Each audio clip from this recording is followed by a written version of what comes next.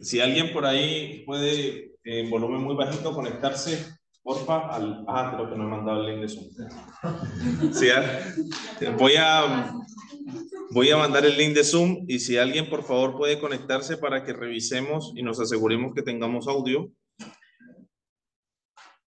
para que el día de hoy podamos guardar algunas informaciones importantes. Bien, vamos ahora. Señor, queremos darte gracias por esta mañana. Queremos darte gracias por este día bello, Señor. Gracias por la iglesia Icla Belén, Señor, que ha abierto sus puertas generosa y amorosamente para nosotros. Gracias, Señor, porque tú has sido bueno, Señor, porque nos has traído hasta este lugar, Señor, para aprender tus principios, para aprender lo que tú quieres hablar, Señor. Oramos para que el día de hoy, Señor, sea un día liviano, un día ligero, Señor. Sea un día de poder vernos en comunidad, de poder bendecirnos los unos a los otros. Y, Señor, oramos para que tú abras nuestro corazón al entendimiento de lo que tú nos quieres enseñar, Señor. Que como líderes, al salir de aquí, Señor, nosotros podamos salir de una mejor forma en la que llegamos, con nuevos conocimientos, con nuevas herramientas, con nuevas estrategias, Señor. Y sobre todo entendiendo que necesitamos de ti, que somos totalmente dependientes de ti. Así que nos declaramos en total dependencia, Espíritu Santo, y necesitamos que tú nos hables en esta mañana, Señor. Colocamos este día en tus manos, en el nombre de Jesús. Amén. Amén. Ok. Break. Justo antes de las predicaciones. Después del pastor, como a las 11:30.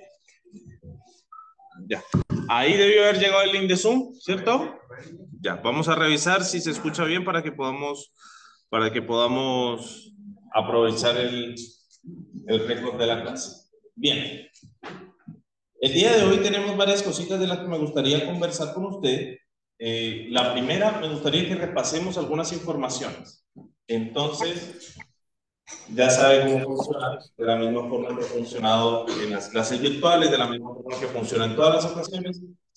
Le voy a pedir que voluntariamente participemos y si no, le doy gracias. Ya, sí se escucha, está muy bien, qué bueno. Ya. Ok, primera clase, hermenéutica. Estuvimos hablando un poco acerca de hermenéutica. ¿Qué me puede decir qué significa la palabra hermenéutica?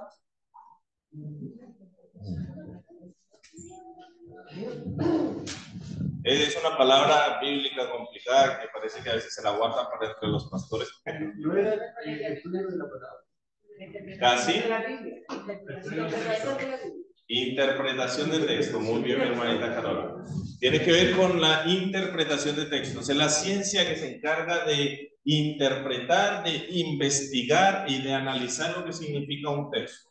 Eso significa que hermenéutica no solamente se aplica para la Biblia, sino para todos los textos que requieren interpretación. Es decir, que cuando usted en la iglesia escucha acerca de principios de hermenéutica, está hablando acerca de hermenéutica bíblica. Es decir, la interpretación, la investigación y la comprensión de los pasajes bíblicos. Ok, hay varios puntos clave o varios puntos interesantes acerca de la hermenéutica.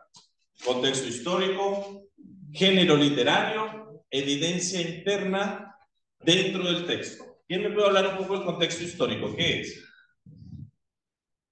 El acontecimiento histórico que están sucediendo alrededor de la situación, el tiempo en el que se escribió, a quién se escribió, por qué se escribió.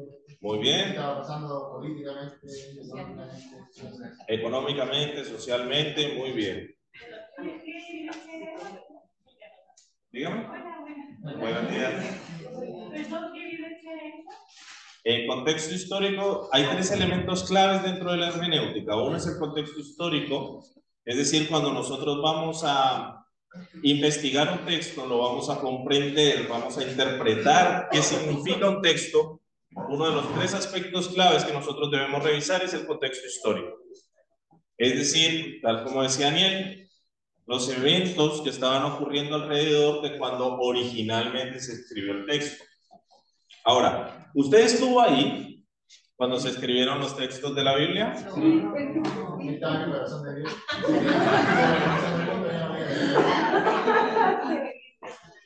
Bueno, hay una postura de algunos predicadores que contradecirían eso. Pero eso es conversación para otro día, eso es conversación para el PCM en la segunda generación.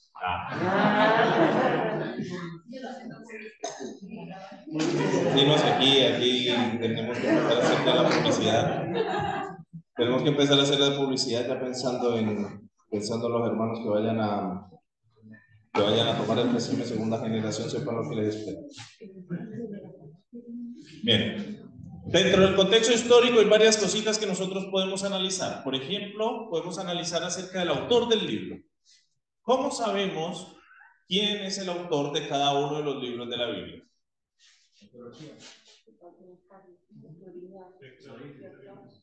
Bueno, hay varios textos en donde literalmente lo dice, claro.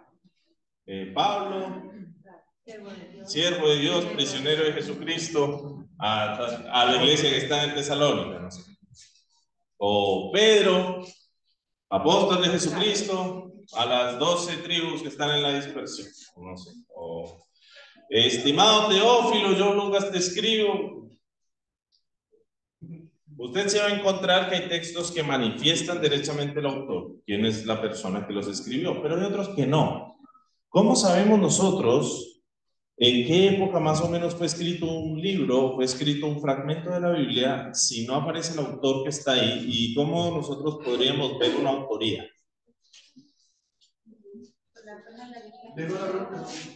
¿Cómo nosotros podemos determinar la autoría de un libro, un fragmento de la escritura, si en la escritura misma no está escrito que fue? Por ejemplo, la forma de escritura, muy bien. ¿Quién me puede dar un ejemplo? ¿Cómo?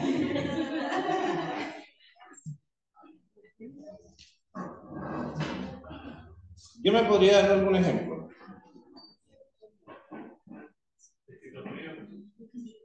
¿Cómo? ¿Hijitos míos? Pero ese no es el apóstol Pablo. Ese sería el apóstol Juan. Ahora, ¿cómo sabemos nosotros que esa frase, hijitos míos, si se puede atribuir a primera, segunda o tercera de Juan, que se puede atribuir al Evangelio de Juan o incluso Apocalipsis? ¿Cómo nosotros sabemos que estamos hablando del apóstol Juan, apóstol de la verdad?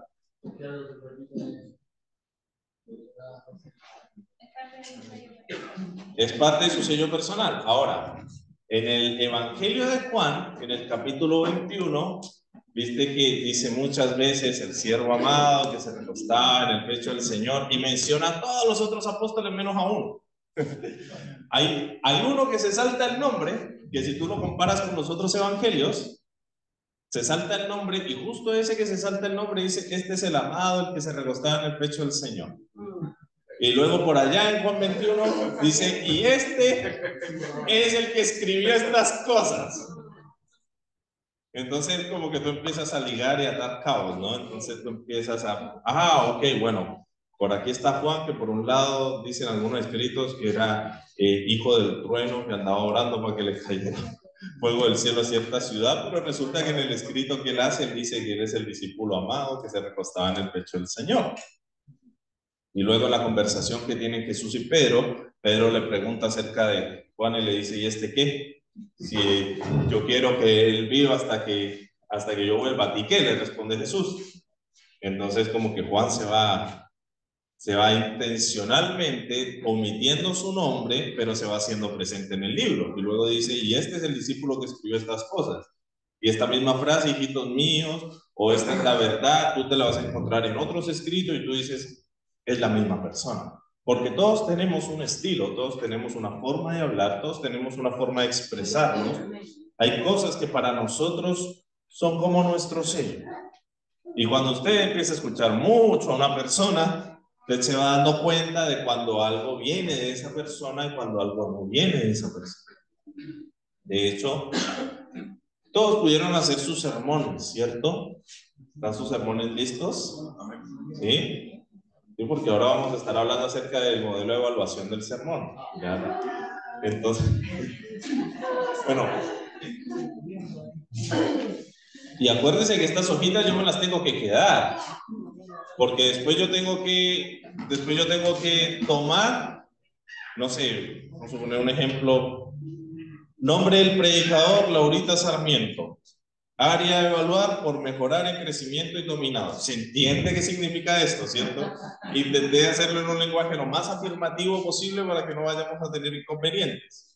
Pero por mejorar en crecimiento y área dominada. Ahora, no quiero que parezcan todas dominadas. Yo sé que entre todos se tienen cariño y entre todos se quieren, pero no abusen del cariño. No parecen todas dominadas, después no. Áreas por crecer, áreas que están ya en crecimiento, donde se ve que hay un esfuerzo, y áreas que ya son dominadas. Asimismo, los autores, que son personas, que son humanos, también dentro de las escrituras tienen distintas áreas. Y uno los puede ir reconociendo en base a eso. Hablábamos un poco acerca de la hermenéutica, acerca del contexto histórico, y luego conversamos acerca del género literario. ¿Qué hablamos acerca del género literario? ¿Qué se acuerdan? La forma de cómo está escrito el texto puede ser poesía, puede ser algo. Muy bien. Distintos tipos de textos escritos de distintas maneras. La poesía hebraica, por ejemplo, poesía, las canciones, ¿se pueden tomar literales? ¿Sí o no? Se puede.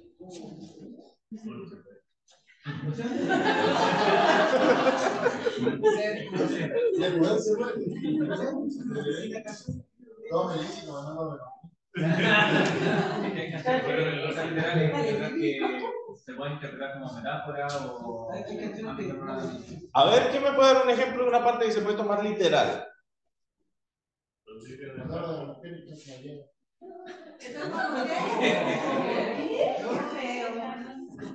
Átalo al poste.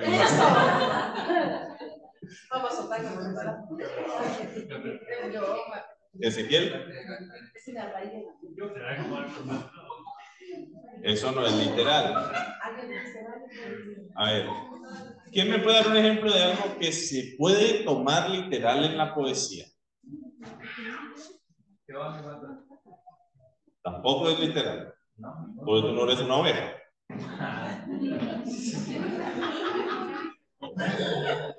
Ahora, hay predicaciones enteras que nos dicen que somos ovejas, ¿no? Todos los juegos escritos se lo fortalecen. Eso no es poesía. No, pero tiene que ser una poesía literal. Sí, ¿qué se puede tomar literal dentro de la poesía?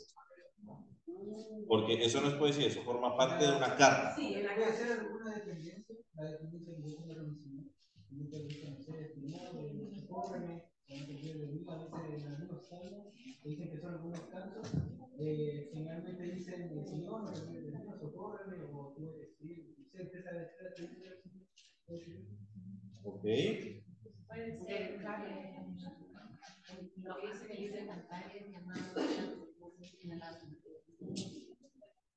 El libro de Cantares no se puede, casi en su totalidad, no se puede tomar literal. Hay como... Hay unas 2 o 3 cosas que se pueden tomar literal, pero el resto no se puede tomar literal. Ahora, como hay muchos solteros, no vamos a hablar de la interpretación de Cantares en esta ocasión. Ya después, en un futuro, para los casados, puede ser que conversemos un poco acerca de la interpretación de Cantares. Por ejemplo, sí, por ejemplo, mira, pero ¿qué pasa con la poesía hebraica? De hecho, la poesía literalmente se basa en hacer figuras con el lenguaje. Eso es lo que convierte la poesía poesía, si no sería una narración de un hecho. La razón de ser de la poesía es la utilización de figuras del lenguaje. Entonces, si yo soy ultra literal en frases como las que decía mi hermana, llenará mi boca de alegría y mi labios de alabanza, entonces vamos a imaginarnos una bolsita de alabanza. No se puede tomar literal la poesía, porque la poesía en sí misma es la expresión a través de figuras. Si no, no sería poesía, si no sería narrativa. Ahora, dentro de Salmos hay narrativa y poesía. Están los dos géneros literarios, ¿no? Cuando el salmista habla de los atributos de Dios. Y quizás yo creo que el punto de corte está en los atributos de Dios, porque los atributos de Dios sí son literales. O sea, Por ejemplo, cuando se habla de la fidelidad de Dios, de la omnipotencia de Dios, de la omnisciencia de Dios, esto no puede no ser literal, es parte de quien Dios es y es de la forma que es, no es como que se estuviera haciendo una figura. Ahora, por ejemplo, tienes figuras como los cielos cuentan la gloria de Dios y el firmamento anuncia la obra de sus manos. Ya tú puedes en la interpretación decir, hay frecuencias de ondas que sí, es cierto, o sea, toda esa parte es cierto, pero en general la figura de lo que quería decir es que cuando tú miras el cielo, tú te das cuenta que Dios es muy grande, pero esto es una figura. Es una forma creativa de hablar. En general la poesía, en su punto de corte está en la narración, y este mismo punto de corte es el que nos funciona para la literatura apocalíptica. Estábamos hablando de otro género literario, además de la poesía, que es la literatura apocalíptica. ¿Qué estábamos conversando acerca de literatura apocalíptica? ¿Que se acuerdan?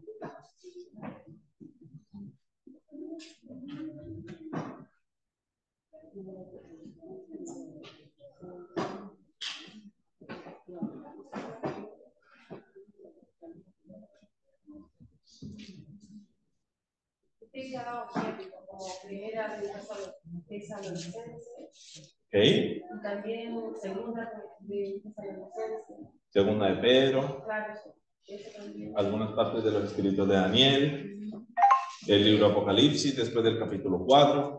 Claro, porque el Apocalipsis era epístolas, cartas. Los primeros capítulos son una carta, ¿sí? Bueno, en realidad se supone que todo Apocalipsis fue enviado a las iglesias, por tanto debería ser una carta, pero los primeros 4 capítulos son un mensaje claro de una carta y después ya pasa a ser literatura apocalíptica. Claro. No recuerdo mucho lo que es un clase, pero sí he entendido que Apocalipsis está ahí en que quieren representar algo. Ok, que quieren representar algo. ¿Qué partes de Apocalipsis podríamos tomar literales y qué partes no?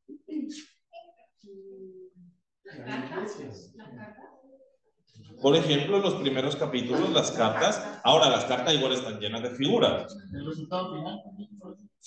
Puede ser el centro, el final, el resultado, también puede ser. Se supone que las cosas que vio Juan las vio. Entonces, lo que está escribiendo se lo describe literal. Describe literal lo que vio. Hablemos, por ejemplo, de la visión que tuvo Ezequiel. Ezequiel. Mire. Déjenme ver si encuentro rápidamente el pasaje, pero vamos a ver el libro de Ezequiel. Me parece que está en el capítulo 1.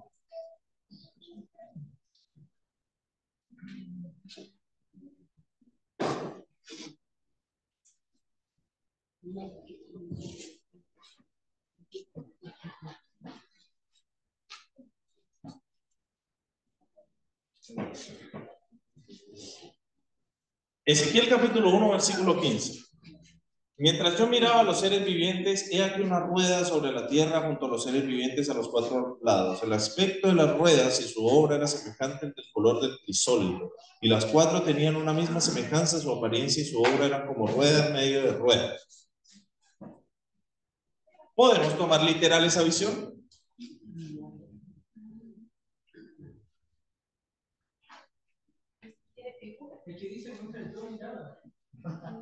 Ok, muestro el yo miraba. Continuemos con la idea. Entonces, ¿se podría tomar literal? Era una visión.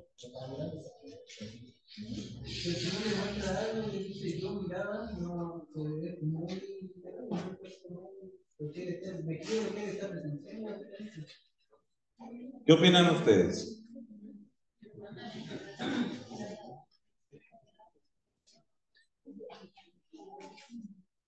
El punto de corte entre las figuras, entre la poesía y entre la literatura apocalíptica está en la narración. Es bastante importante lo que dice Fabián, yo miraba, pero lo que Ezequiel está viendo es una visión. Las visiones, lo mismo que los sueños, no están apegadas a las leyes de la física. Ezequiel está viendo una rueda dentro de una rueda, 4 ruedas semejantes, 4 ruedas del color del crisólito. Esa es la forma en la que él lo pudo expresar lo que él está viendo, pero lo que él está viendo es una visión espiritual, aunque lo esté viendo con sus ojos físicos, está viendo cosas del reino espiritual.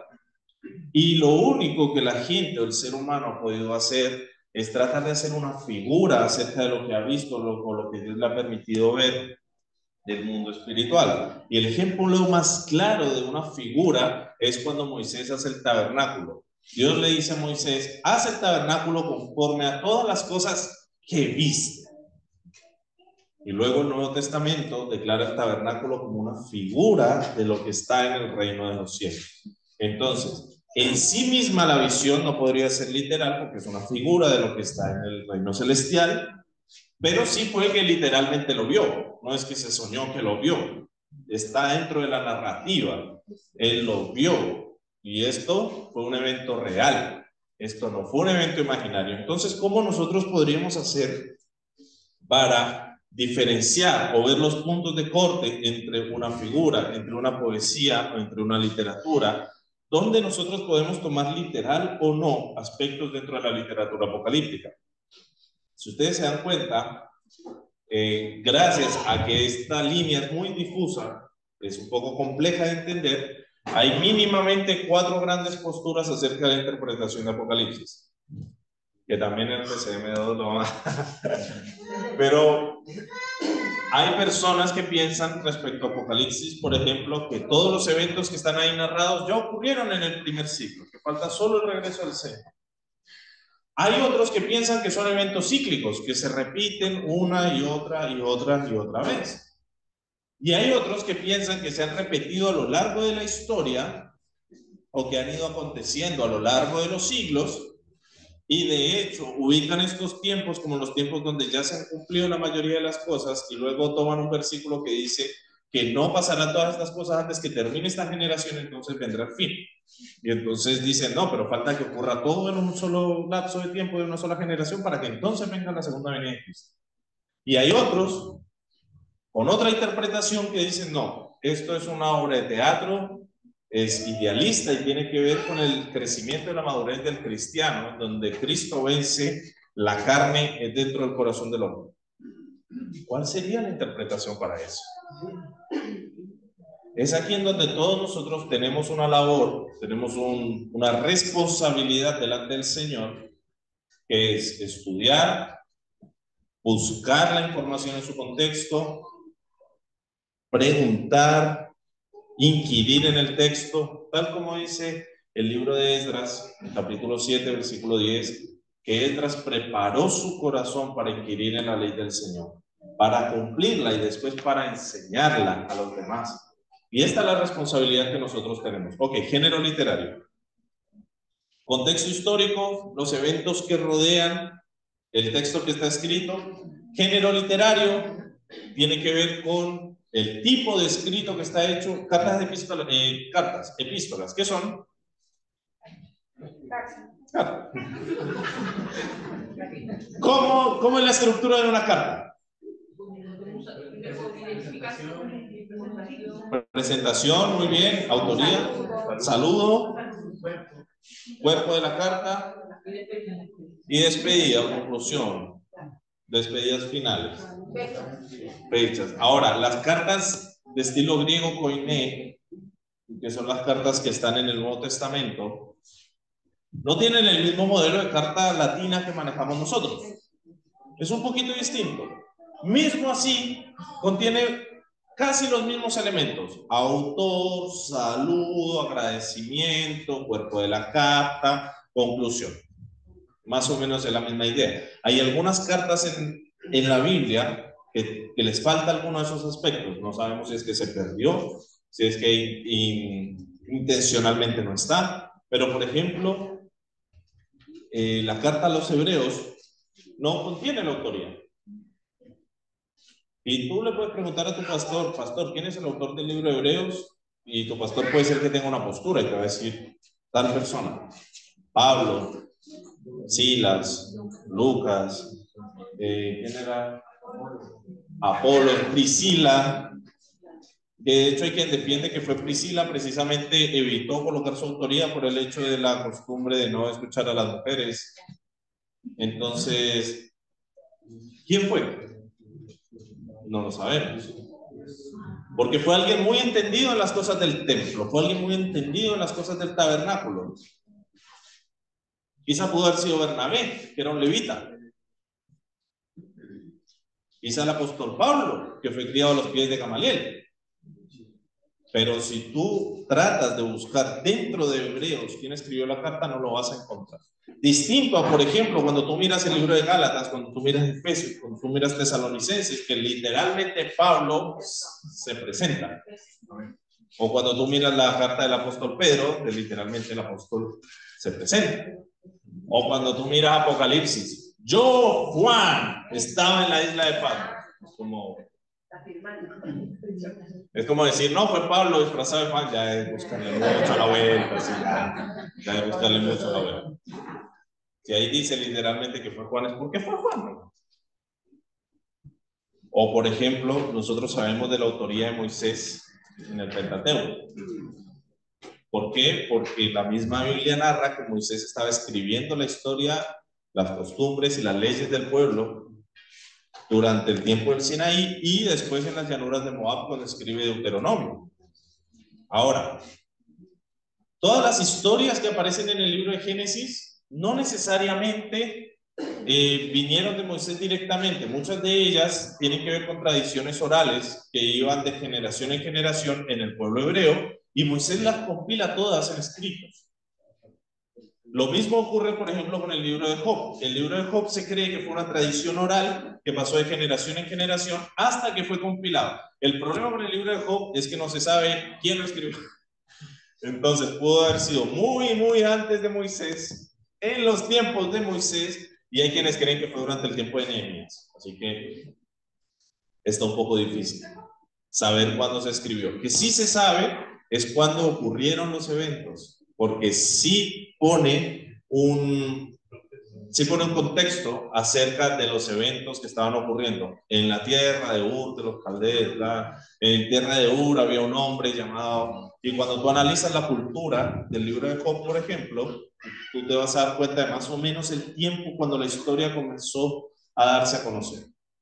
Que esté escrita desde ese tiempo, pues, pero como no tenemos la autoría, no podemos determinarlo. Algo parecido pasa con el libro de Joel. El libro de Joel tiene una data temprana y tiene una data tardía.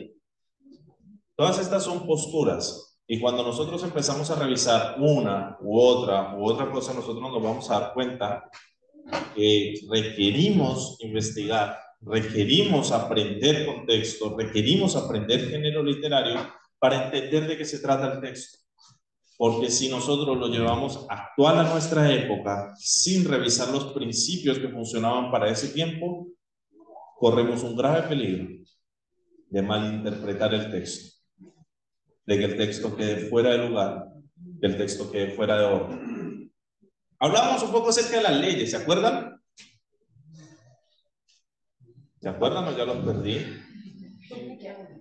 ¿Cuál es la constitución política que tenemos en la Biblia? Parte del libro de Éxodo, el libro de Levítico y el libro de Deuteronomio. Muy bien, son las leyes que estaban para la nación de Israel. Y hablábamos de 3 tipos de leyes. ¿Quién se acuerda de cuáles eran las leyes? ¿Ceremonial? Ley ceremonial, muy bien, es una. ¿De qué se trata la ley ceremonial?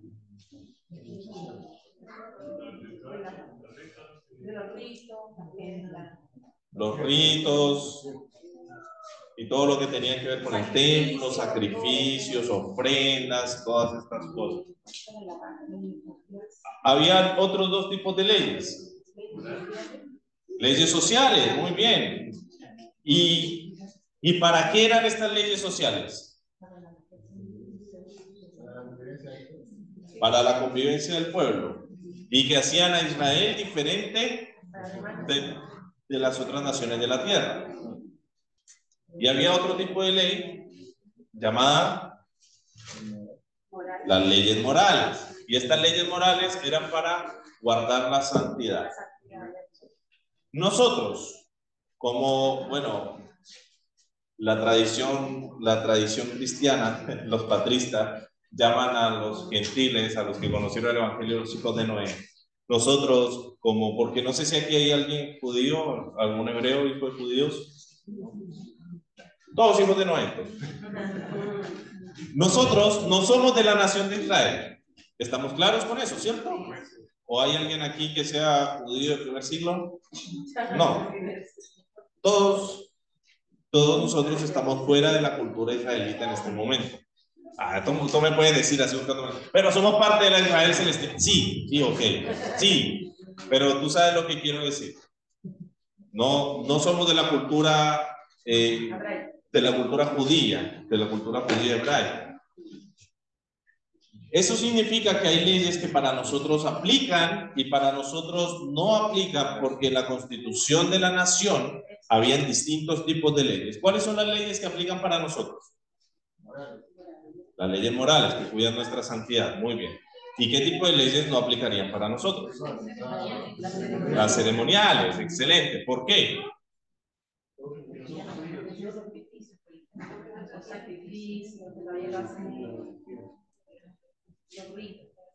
Bueno, no somos judíos consanguíneamente. No somos judíos consanguíneamente. En Hechos capítulo 15 le estaban haciendo esta pregunta a los apóstoles en el primer concilio de Jerusalén, que fue en el año 50 después de Cristo. Resulta que había gente que se convertía, que no era judía, que eran de las naciones vecinas, y detrás venían los hermanitos judíos y les decían: hoy tú tienes que empezar a seguir la ley de Moisés, así que comencemos con la circuncisión y de ahí para adelante. Y claro, esto preocupó a los gentiles.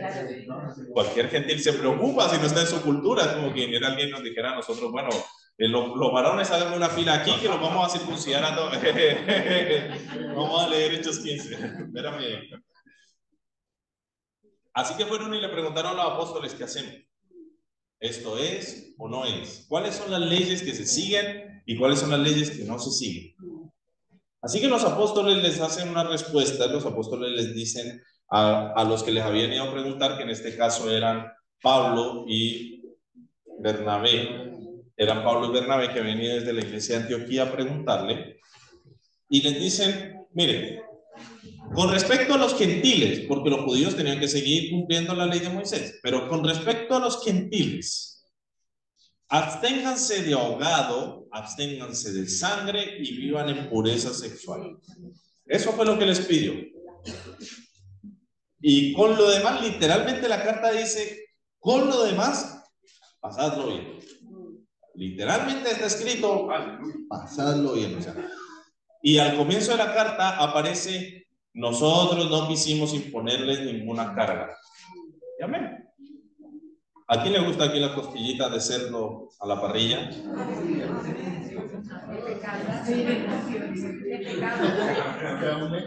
Porque delante de los ojos del libro de Levítico es pecado, no se puede comer carne. El cerdo no se puede comer. El libro de Levítico dice que no se puede comer cerdo, porque tiene pezuña hendida, pero no rumia. Literalmente lo dice así. No sé si alguien aquí ha comido un estofadito de conejo. Rico un estofado de conejo. Tampoco se puede comer. Tampoco se puede comer. Los ceviches de moluscos con todas todos los frutos del mar que se comen aquí: el loco, la macha, los choritos, el piure, tampoco se puede comer. La langosta. ¿Aquí alguien ha probado langosta? ¿Sabía que se puede comer la langosta de tierra y no la langosta de mar? Cuando la Biblia dice que pueden comer langosta, está hablando de unos saltamontes que eran así, grandotes. Sí, que eran como los chapulines, pero eran unos pototos así. Era XL. Eso se pueden comer. Entonces comenzamos nosotros a ver, bueno, en mi tierra y un poco más hacia el sur, Ecuador, partes de Perú, se come el cuy. Sí, son como unos ratones, son bien ricos. Tampoco se puede comer. Es familia de los roedores. Pero nuestra cultura come muchas cosas que ante los ojos de Levítico no se pueden comer. Y como esa, hay muchas leyes que están en el libro de Levítico que nosotros no las estamos cumpliendo. Por ejemplo, en nuestra cultura no nos escribimos los versículos de la Biblia en flecos largos que llegan hasta el suelo, ni nos colocamos una diadema que dice santidad Jehová. Bueno, nunca falta, pero en general no. Sí, exactamente, en general no. Por ahí nos ponemos el loguito de Jesús o nos ponemos el del presidente, no sé, alguna cosita así, pero no nos ponemos este tipo de cosas porque no es nuestra cultura. Entonces, hacer nuestra cultura es distinto. Ahora, hay algunos pasajes que entran un poco en la zona gris más interpretativa sobre si forman parte de la ley moral o forman parte de las leyes sociales.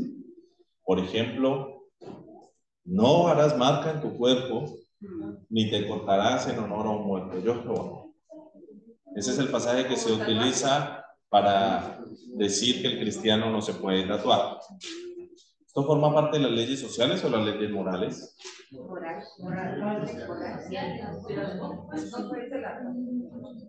Es aquí en donde nosotros vamos al tercer punto de lo que es fundamental que nosotros veamos cuando estamos estudiando un texto. Contexto histórico, género literario y evidencia interna de dónde está ese texto.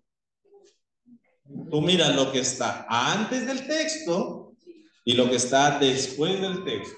Si el texto viene hablando de peras, ¿tú crees que va a tener un versículo sobre naranjas y luego vuelve a las peras? No. Ahora, nosotros no hacemos, bueno, a veces sí, nunca falta el que, pero la mayoría de nosotros no hace predicaciones de un libro entero, ¿cierto? No se pueden hacer predicaciones de un libro entero, salvo que fuese, no sé, Jonás, Ruth, Filemón, chiquitito. Pero no sé, imagínate a alguien haciendo una predicación de Jeremías. Arranca en Jeremías 1 y vamos a terminar en Jeremías 50. O sí, alguien haciendo una predicación expositiva al Salmo 119. Ya en el versículo 21. No se puede. Hoy, imagínate una predicación expositiva del libro de Isaías. 66 capítulos. Y algunos capítulos como con 70 versículos. Está larga la tirada. Pero nosotros no hacemos predicaciones, no hacemos sermones, y en la Biblia las referencias que se toman tampoco son de libros enteros. Entonces, ¿cómo sabemos nosotros de qué está hablando un texto? Leemos lo que está antes y leemos lo que está después. Salvo algunas excepciones donde hay puntos de corte muy evidentes, generalmente viene un hilo conductor, viene un tema, por lo menos hasta el inicio del capítulo viene un tema. Por ejemplo, cuando tú lees este pasaje que dice, me parece que está en Jeremías 29:11, yo sé los pensamientos que tengo acerca de vosotros, planes de paz y no planes de mal. Y lo ocupamos. El Señor te dice, porque yo sé los pensamientos. Ok, está bien, yo entiendo, lenguaje profético. Pero hemos visto de qué trataba en ese momento. Leamos los 10 versículos que vienen hacia atrás. Y la cartita que Jeremías le está mandando, ¿y a quién se la está mandando?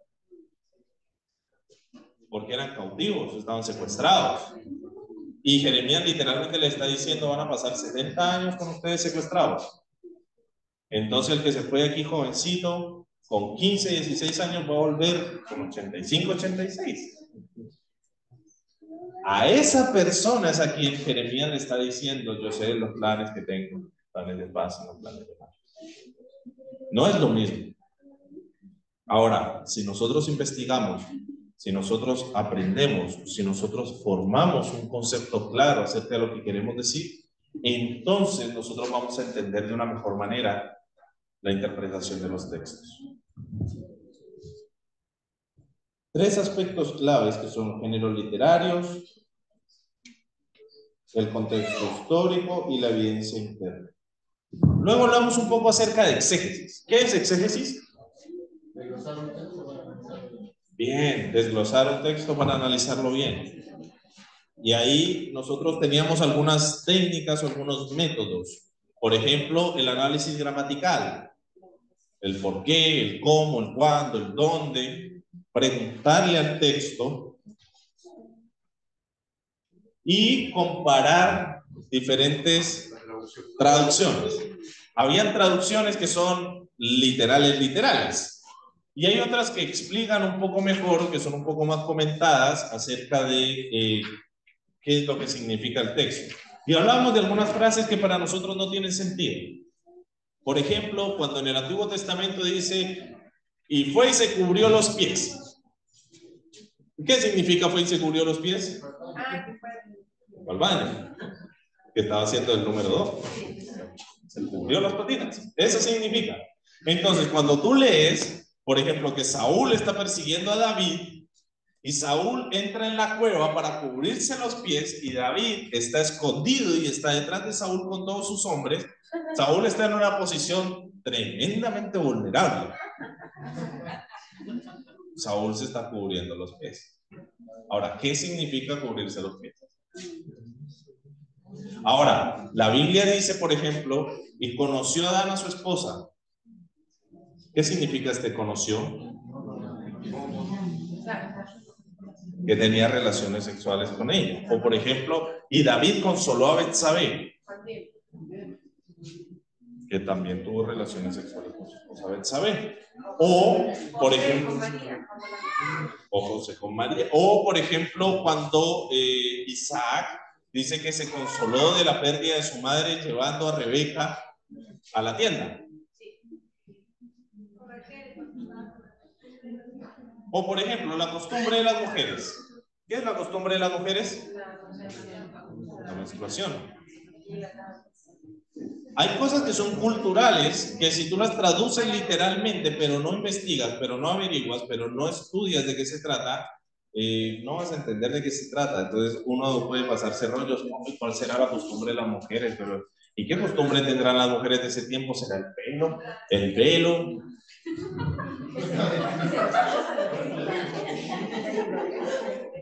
Pero, por ejemplo, ahí tú te vas a dar cuenta, ese grupito ahí se me separa más el favor.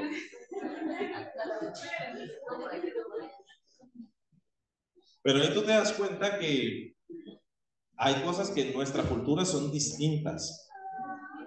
De hecho, hay dichos y hay modismos chilenos que no se entenderían en el resto de Sudamérica. ¿Pastor Lele? Por poner un ejemplo. Póngalo. Por ejemplo, estar a la mesa. ¿Ok? La gente cree que estar a la mesa era el concepto nuestro del pueblo. Estar a la mesa no era eso necesariamente. Estar alrededor de la comida en una alfombra. Y por eso que el cuadro ese de la Santa Cena es totalmente fuera de todo el periodo. El cuadro de la Santa Cena, claro, por ejemplo, el cuadro de la Santa Cena es inexacto para la cultura de esa época, porque la mesa de ese tiempo estaba en el suelo y estaban todos acostados. De hecho, se cree que por eso era tan importante el tema de lavarse los pies, porque se sentaban de lado, quedaban los pies prácticamente en la cabeza del que estaba al lado. Entonces era importante el asunto de lavarse los pies. Era bien importante. O por ejemplo, cuando la Biblia dice de Juan que se recostaba en el pecho de su maestro, generalmente significaría que se sentaba al lado, que estaba todo el tiempo con él, que le estaba acompañando, y como se sentaban prácticamente acostados, quedaba uno casi encima del otro. ¿Ya? No es que Juan esperaba que Jesús se sentara y le hacía cariñito, así como perro chico, no funcionaba así, era otra cosa, era otro el significado, era otro el sentido. Cuando nosotros entendemos lo que significan este tipo de cosas, entonces nosotros vamos a entender un poco mejor el texto. Ahora, ¿cómo saberlo? Quizá la forma más fácil es comparando traducciones. Hay traducciones que son mucho más amigables, pero que si me preguntas a mí, pierden un poco esa rica poesía que disfrutamos de la Reina Valera. Por ejemplo, ahora, hay una parte que es cierto, nadie habla como la Reina Valera, y vosotros sabéis que eso es españolísimo, y más vosotros habéis sido criados por la familia. Nadie habla así. Ahora, si viene un español a predicar, bueno, Bueno, se le entiende, Reina Valera. Ahora, ¿por qué si nosotros no hablamos así, en casi todas las iglesias se predica con Reina Valera?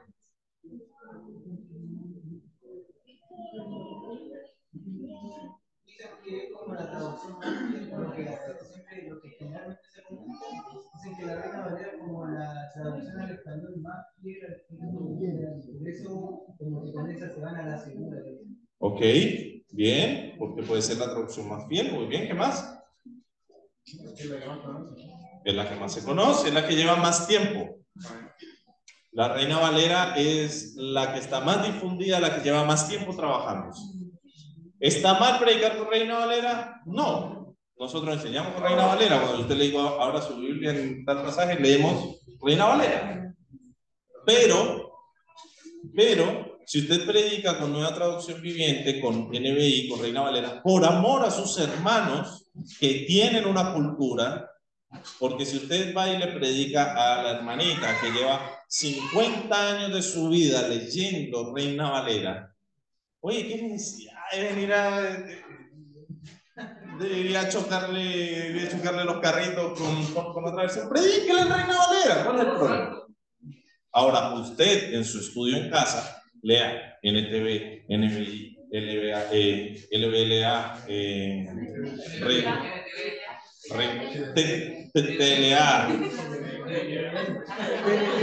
la Biblia de las Américas. Mira, por ejemplo, Biblia del Oso, versión de Jerusalén. ¿Son católicas o son cristianas?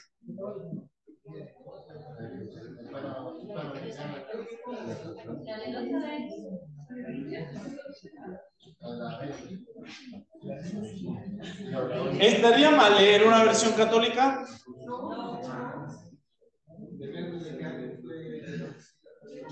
¿Por qué depende de qué año fue traducida? Oye,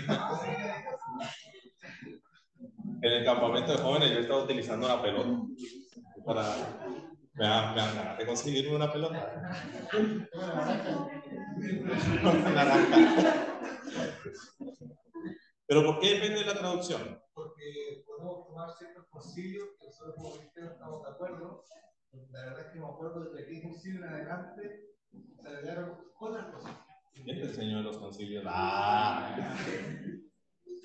Pero es muy clave lo que él está diciendo por esta razón, miren. No existe tal cosa como una traducción que no involucre la forma de pensar del traductor, la forma de pensar del que traduce. Todas las traducciones de alguna forma involucran la forma de pensar del que traduce. De hecho, ¿quién ha tenido experiencia traduciendo de un idioma a otro? Del inglés al español, del español al portugués, del portugués al español. O de otro idioma, no sé, que hable aquí hebreo, latín, italiano, francés. Pero los traductores me van a dar la razón en esto. Un traductor no traduce de la misma manera que el otro. La frase en inglés puede ser la misma. Puede haber dicho exactamente lo mismo. Y de hecho entre traductores se evalúan. Uy, así no era, eso no fue lo que hizo. Y empieza a luchar entre los traductores. Uy, donde llega a ser un traductor así con poquito conocimiento como yo. ¡Ay! Lo miran feo los otros traductores. Eso no fue. Eso se ve en las canciones. En las canciones, por ejemplo, que se vuelven varias versiones de una misma canción cuando pasa de inglés a español. ¿Por qué? Porque las traducciones necesariamente involucran la forma de pensar del que traduce. Ahora, si el que traduce es un católico ferviente, un monje, jesuita o alguna cosa así, es una persona muy involucrada con la cosmovisión católica, ¿cómo va a ser su traducción? Cosmovisión católica. Si el que traduce tiene un corte un poco más carismático, pentecostal, traducción de fuego, ¿de qué cree usted que va a ser esa traducción? Si alguien que es más de un corte quizá presbiteriano, más literal, más investigativo, calmo, ¿cómo va a ser su traducción? De hecho, tú te das cuenta NBLA, que es la Biblia de las Américas, y en la Reina Valera 60, que son de cosmovisiones parecidas con formas de hablar diferentes. En la Biblia de las Américas es difícil te encuentran un vosotros. ¿Por qué? Porque esto es muy español de España. Pero en la Reina Valera todo el tiempo vosotros, pero es un español de España. Por esta razón es bueno que lean todas las traducciones, es bueno que investiguen, es bueno que aprendan, es bueno que desarrollen esta línea de pensamiento, porque esto a ustedes les va a dar una comprensión integral de lo que significa el pasaje. Por ejemplo, el pasaje de Timoteo: no le permito a la mujer enseñar, sino que la mujer aprenda en silencio. ¿Cómo se utilizaba este pasaje? A ver si le cuento la chiquilla.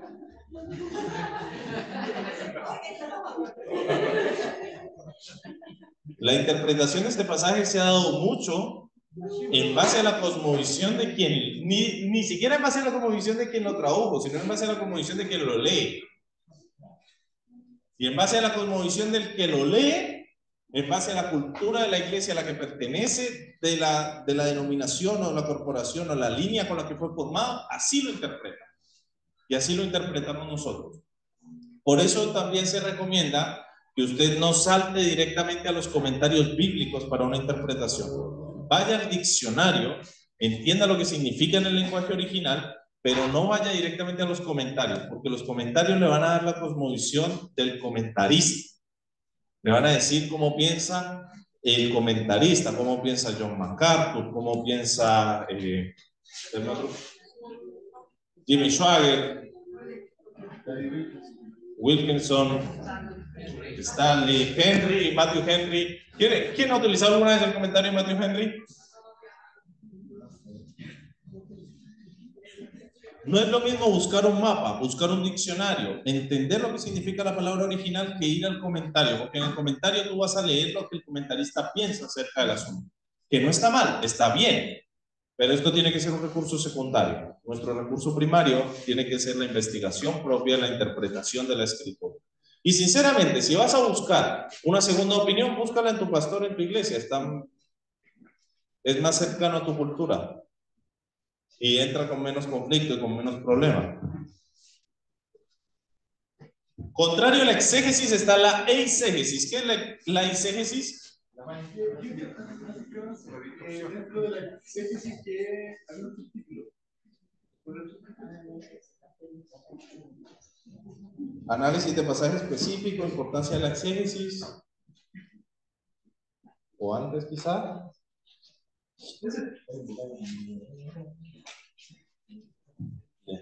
¿Qué duda te quedó?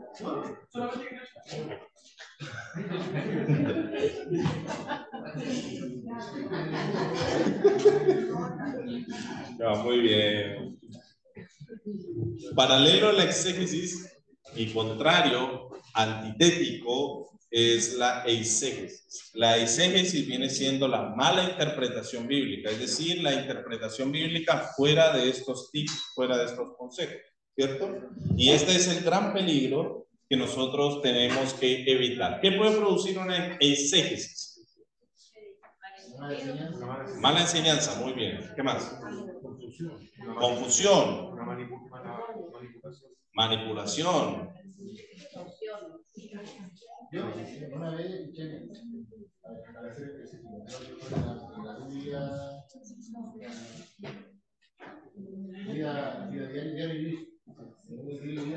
diaria, y habla de la exégesis, igual se puede ocupar más contextos súper específicos. Tú sacas, por ejemplo, el texto está en un contexto, ¿cierto? Sí. Específicamente, y una vez se pone ese límite. Parece que no puede llegar a utilizarlo, pero con mucho cuidado. Es una herramienta, pero cuidado. ¿Qué piensas tú? O sea, yo creo que hay que, justamente no dice que se me pedazo, pero como en todo lo vamos a tener un pedazo. Sabemos que el contexto no tiene nada que ver con que podemos hacer todo, cuando va a hablar de que puede vivir en la ignorancia, tenemos que hacer. Pero hacer una exégesis de ese texto sería que Dios nos puede ayudar en nuestra vida de vivir. Claramente el texto no dice eso, pero tampoco es una mentira que Dios nos puede ayudar en todo. Entonces, Eso sería una exégesis prácticamente. Sí. Pero en ese caso, la exégesis sería como cuando ya sale como de los principios, por ejemplo, claro, lo que dice Daniel es verdad. Dios, claro, puede ayudarte en cualquier área, aunque ese texto no lo diga, pero no deja de ser cierto que también se puede contradecir, que muy contrario a un texto cuando hablan de pasar. Hola, hola. Pero no sé. Y se te aumenta la voz. Entonces, no sé, que diga, por ejemplo, ya sabemos que independientemente que el texto se malinterprete, sabemos que el Señor te puede ayudar porque es fiel, ya, pero es muy diferente a usar un mismo texto y diga, no, si pactas $100, Dios te va a dar un auto, una casa, que eso ya sale de todo principio bíblico. Ya. Volvamos a la definición de eisegesis. ¿Qué es una eisegesis? ¿Necesariamente errónea? Una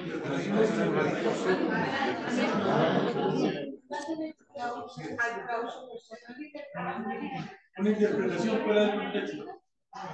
Es una interpretación que no maneja los principios de la hermenéutica, es una interpretación que no examina contexto, que no examina género literario, que no examina evidencia histórica. Eso es la eisegesis, es una interpretación sin hermenéutica. Ahora, ponle tú que le pegaste el chanchito y justo te salió bien la interpretación sin hermenéutica. Sí, así que le asuntaste. ¿De verdad vale la pena el riesgo?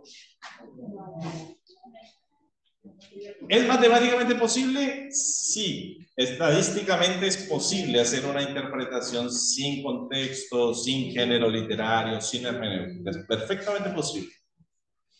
Pero es tan arriesgado, es tan peligroso. Bueno, hay algunos pasajes bíblicos donde los autores bíblicos escribían pequeñas frases en contextos distintos a los que fueron aplicados en su idioma original, en su escrito original, pero eran hombres que manejaban la palabra en otro estilo. Eran hombres y mujeres de Dios que aplicaban poderosamente la escritura, que la interpretaban bien y que tenían claro que aunque utilizaran este pasaje quizá no en el contexto original en el que está, no estaban incurriendo en una herejía porque conocían el resto de la escritura. Distinto a cuando nosotros estamos aprendiendo, estamos investigando, estamos conociendo, es sumamente peligroso. Levante la mano aquí que se sepa el Pentateuco de memoria. Digamos, que eso era lo que sabía un niño hebreo de los 18 años. ¿Qué se sabe el Pentateuco de memoria? Entonces no podemos hacer eisegesis porque todavía nos falta bastante por aprender. Porque un niño judío que pasaba a la Bet Sefer era un niño que ya se sabía el Pentateuco de memoria. Si nosotros no lo sabemos, tenemos que seguir aprendiendo. ¿Es posible? Sí, pero es sumamente peligroso. Yo no lo recomiendo. ¿Para qué? Es innecesario. Si no es necesario ocupar este tipo de cosas. Y esto nos lleva a por qué razón nosotros ocuparíamos estos textos de esta manera. Bueno, cuando tú investigas, tú aprendes, tú comprendes la escritura, Dios te da la oportunidad para entregar esta escritura. Y esto nos lleva al plano de lo que vamos a estar trabajando el día de hoy, homilética. ¿Qué es la homilética?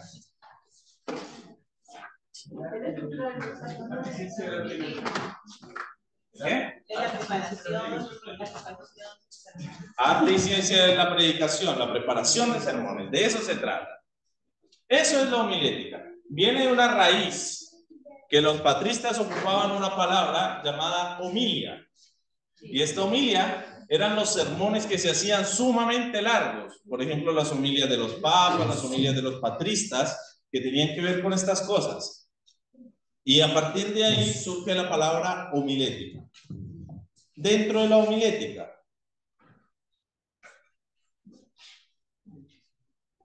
vimos algunos tips de homilética. En la preparación de un sermón. Ajá, ¿cómo nosotros podemos preparar un sermón? ¿Qué es lo primero que tiene que llevar un sermón?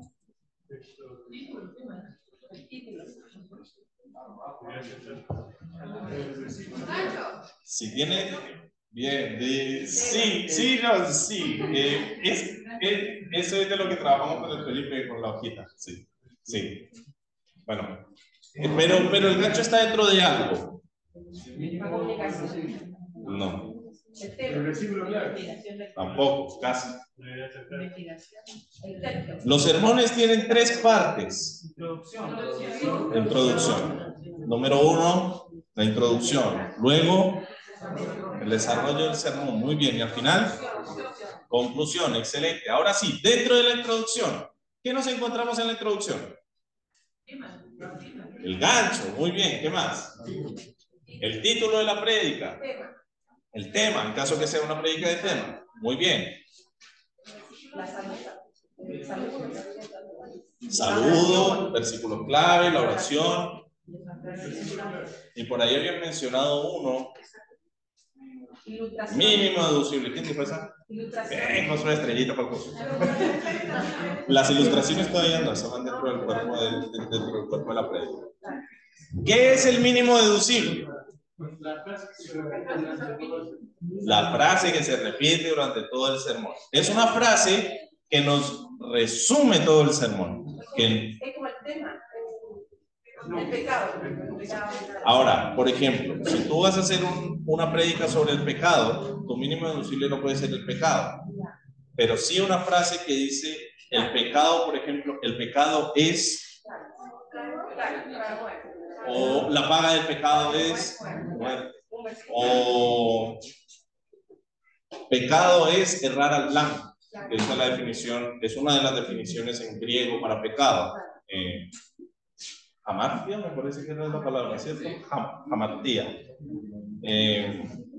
O no sé, tú estás predicando sobre el perdón es liberar. No sé. Esta frase, que tu sermón no puede ser más chico que esto, porque si no ya deja de ser tu sermón. Esta frase así chiquitita, esto tiene que estar desde la introducción. Hermanos, buenos días, el Señor les bendiga. Hoy vamos a hablar acerca del perdón. Y el perdón es dejar ir las situaciones. Y ya por ahí tú enganchaste a la gente y vamos para adelante con lo que viene. Esta frase mínimo deducible tiene que estar en tu introducción, en el cuerpo de la predicación y en la conclusión. Muy bien, dentro del cuerpo de la predicación, ¿qué nos encontramos? Más que armar, muchachos, vamos bien. Muy bien, el desarrollo del tema, ¿qué más? Las explicaciones, las referencias, los argumentos. Habían dicho uno en la introducción que va después en el cuerpo. También se repite el versículo clave. Las ilustraciones, muy bien. Testimonios, historias, ejemplos, cuentos, estadísticas, anécdotas. Va dentro del cuerpo de la predicación. Ahora, en la introducción hay un elemento que se llama gancho. Puede ser una historia, puede ser una estadística, puede ser una anécdota, puede ser un... Bueno, yo no recomiendo los chistes porque a veces los chistes son demasiado cómicos. Entonces la gente va a decirse así en lugar de reírse, pero ya puede ser un chiste, no sé, una canción. Lo que Dios coloca en su corazón, pero este gancho es algo que llama la atención de la gente. ¿De qué va a hablar Elena? Y colocábamos el ejemplo de esta predicación que hicimos en Playa Ancha, ¿se acuerdan? Creo que ya no se acuerdan. A inicio del segundo año. Sí, la predicación de 300. ¿Se acuerdan que comenzamos hablando de la película 300? Que no tiene nada que ver con la historia de Gedeón y sus 300 hombres. Que lo único literal que tienen en común es que son 300 y nada más.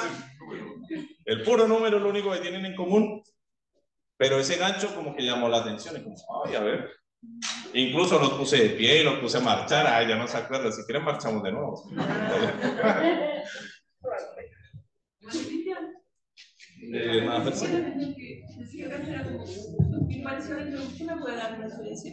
Es que la introducción contiene el gancho. El gancho no es lo único que haces en la introducción. Por esto, ustedes van a tener sermones de 10 minutos. ¿Cuánto tiempo se debe demorar en la introducción completa? Máximo 2 minutos. Así que si prepararon un gancho, una historia de 5 minutos de cómo el Señor convirtió sus vidas, empiecen a cambiarlo o reducirlo, porque no van a llegar. Y muchas veces le pasa especialmente a los predicadores que se ponen al frente, arrancan la introducción, van 10, 15 minutos en la introducción, están contando el testimonio y siguen 10, 15, 20 minutos en la introducción y se les quedó todo el cuerpo de la prédica. Luego a los 35 aparece el relojito en rojo, ¡pum! Le quedan 5. Y apenas va en el punto 1 el cuerpo de la prédica. Porque ¿qué pasó? No supo administrar su tiempo. No, y desde arriba comienzan. Ya voy a terminar.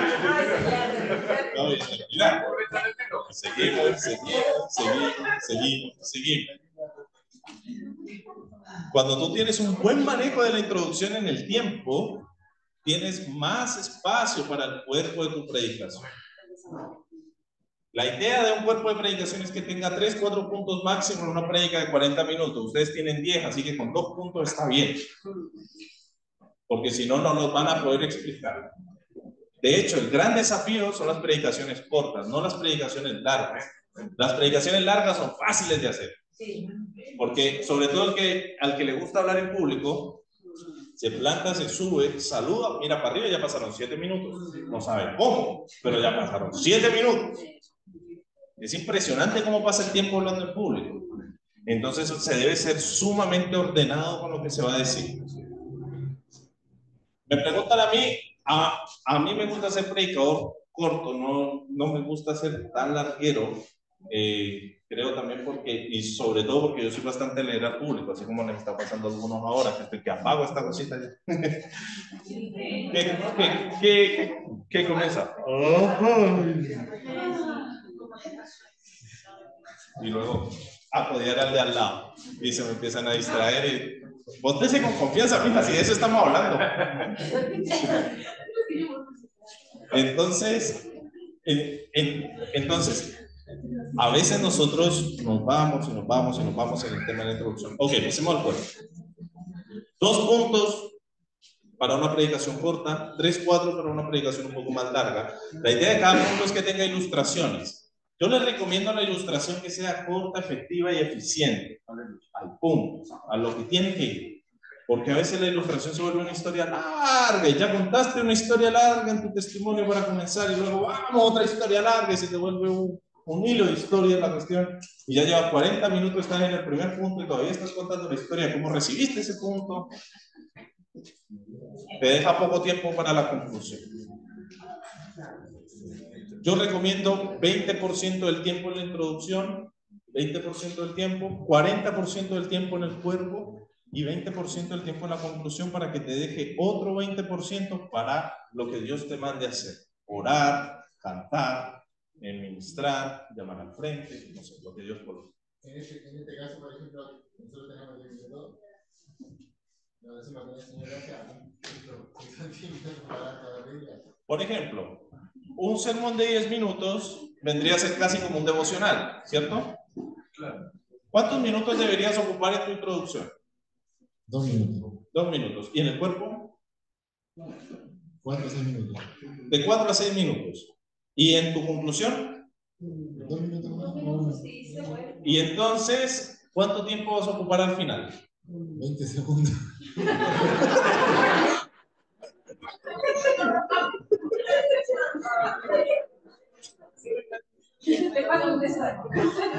Señor, gracias por tu palabra.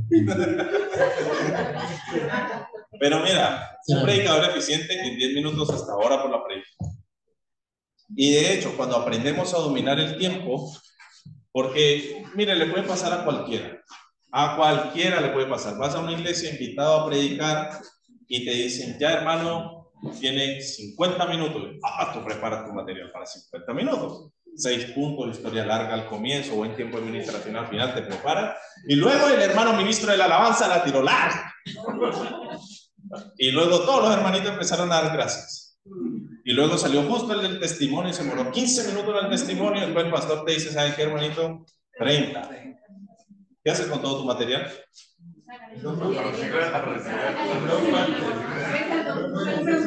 ¿Qué hace? ¿Parte 1 el próximo domingo la siguiente parte? ¿A qué le reduces? De ahí la importancia del mínimo deducible.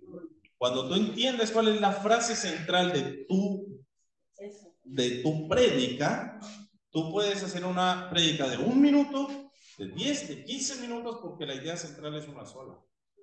Puedes saber de qué punto prescindir. Esto no lo voy a dar, esto sí lo voy a dar, esta historia la voy a recortar, solo voy a mencionar esto, voy a cambiar esta historia, mi introducción la voy a cambiar, voy a hacer esto, voy a hacer lo otro, y aún así terminar a tiempo. Porque la meta es terminar a tiempo.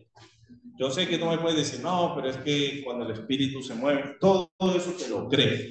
Pues, te lo creo, de verdad que te lo creo, de todo corazón te lo creo. Pero en tu posible, y eso era lo que hablábamos al final de la clase pasada, ¿cuál es el respeto que tú le puedes brindar a aquellos que te prestan sus oídos para escuchar la palabra de Dios? Una buena preparación, un buen tiempo. Eso es lo que tú le puedes brindar como medida de respeto a las personas. ¿Cómo tú le muestras a aquel que te escucha que tú lo respetas? Preparándote bien. Siendo una buena preparación. Mire, improvisar, a todos les va a tocar improvisar en muchos momentos. A todos nos toca. Mucha historia. Estábamos escuchando al pastor Marcelo el sábado pasado que nos estaba contando que de hecho él tiene sus caballitos de batalla en la Biblia por si acaso. Porque a veces el pastor puede dar la palabra, ay, justo cuando terminó la alabanza, literal le toca hacer la prédica en lo que va de la silla. Y si le preguntamos al pastor Leslie, también. Otras historias así, porque a todos nos ha pasado. Pero es nuestra preparación, nuestro menester para poder respetar a los demás, para poder respetar a los demás. Tú y yo tenemos una oportunidad, mira, nuestros pastores están bien contentos y bien alegres con el PCM. Y esto es gracias a ustedes, porque ustedes se han portado súper bien. Han hecho las cosas muy bien hasta ahora. O sea, han dejado la vara bien alta para los que van a estudiar el PCM 2. Se tienen que portar igual o mejor, imagínense. Se tienen que portarse bien. Por si alguien va a seguir, ya sabe que tiene que portarse mejor que estos 3 años. ¿Escuchaste, Ariel? No.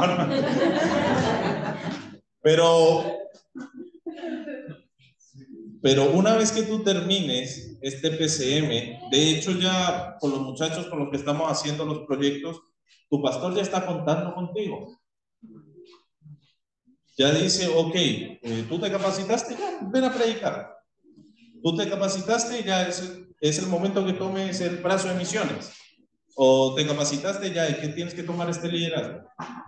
¿Cómo tú vas a respetar a aquellos que están depositando un voto de confianza en tu persona? Una buena preparación. Amén. Y eso es todo. Dejas que el Espíritu Santo haga lo demás, sin presiones, porque a veces nosotros nos cargamos con cosas, ay, es que yo tengo que llevar el peso. No, usted no tiene que llevar ningún peso. Usted no tiene que llevar ninguna carga. Esa carga la va a llevar el Señor. Ahora, nuestro menester, nuestra responsabilidad es prepararnos bien. ¿José? Sí, solo una ayuda para complementar esto de la preparación. La preparación es la que te va a dar la flexibilidad.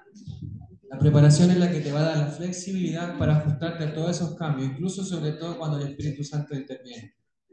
Entonces, chicos, es ahí el foco. Si tú eres una persona que estudia, una persona que prepara, tu cerebro automáticamente ya está entrenado para tener esa flexibilidad, y sobre todo la flexibilidad con el Espíritu Santo, justamente cuando tienes que adaptarte a 10 minutos, a 5 minutos o al tiempo que tengas que tener. Amén. Gracias, José. Bueno, la idea es poder tener un buen conocimiento de lo que tú vas a predicar, y esto a ti te va a permitir hablar en 1 o 2 minutos lo que podrías hablar en 1 hora. No es necesario que entregues todo lo que tienes en tu papel, ¿ya? No es necesario. Entrega lo que el Espíritu Santo te ponga en el momento para entregar, ¿ya? El resto se puede quedar en el papel para futuras investigaciones, futuras predicaciones, y está bien, está saludable.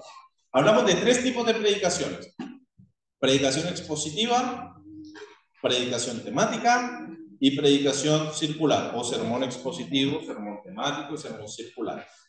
Vuelvo a preguntar lo que pregunté en la clase pasada. ¿Hay alguna pregunta sobre cuál es cada uno? Mínimo deducible del sermón expositivo. Lees un versículo, lo explicas. Lees un versículo, lo explicas. Lees un versículo, lo explicas. Eso es todo. Ese es el sermón expositivo. Súper simple, ¿se entiende? Bien. Sermón temático. Defines un tema. Pasaje 1, lo explicas. Pasaje 2, que no tiene que ser necesariamente donde mismo, lo explicas. Pasaje 3, todos en el mismo tema. Concluyes definiendo lo que leíste y en base a eso defines tu tema. Sermón circular. Yo sé que parece ser el más complicado. Ahora, si me preguntas a mí, la mayoría de los pastores hacen sermones circulares, especialmente cuando enseñan o hacen predicaciones doctrinales. Por ejemplo, la salvación. Concepto de salvación, luego varios pasajes que enriquecen el concepto de salvación y vuelve al concepto de salvación a la conclusión. Solo que con la nueva riqueza de los nuevos pasajes bíblicos. Es un sermón circular. ¿Se entendió las tres diferencias? No.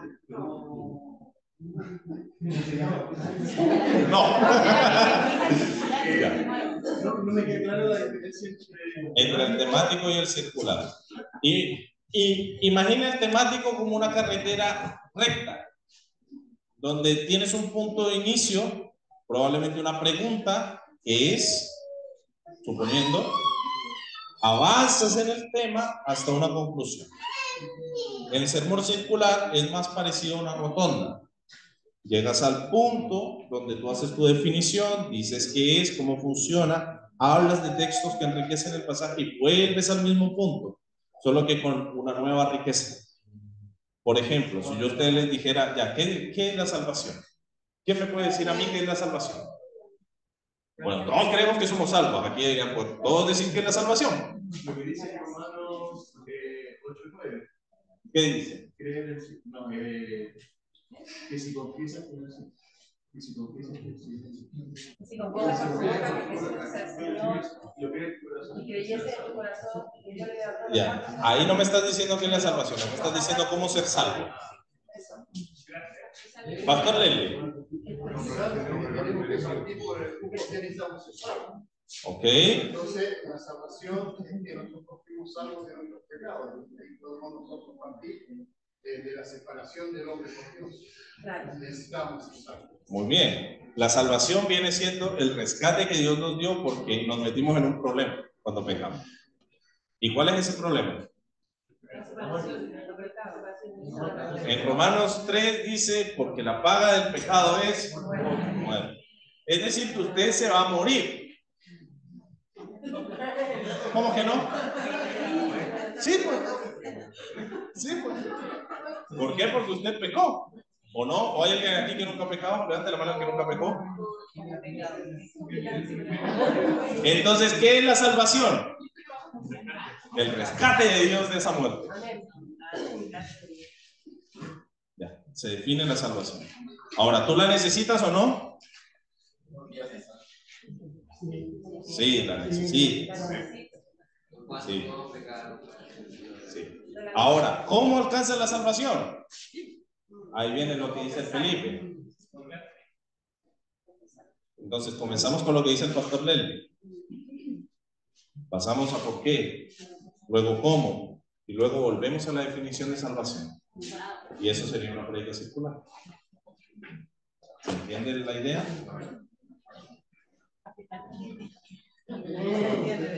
No, de hecho, si tú te das cuenta, la mayoría de las predicaciones son circulares. Por lo menos las predicaciones doctrinales, la mayoría de las predicaciones doctrinales son circulares.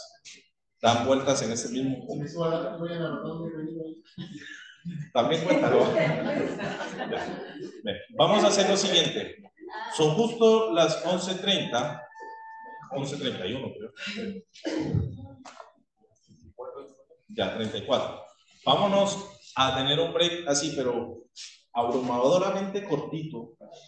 Un break flash de 10 minutitos, ¿ya? Y a las 11:45 nos vemos de regreso aquí. Ya, vamos a hacer lo siguiente al regreso. Nosotros hoy hemos sido amorosamente invitados y recibidos en hogar por nuestro pastor Leslie, por nuestra hermana Lely Orieta y nuestros hermanos de Isla Belén. Ellos han sido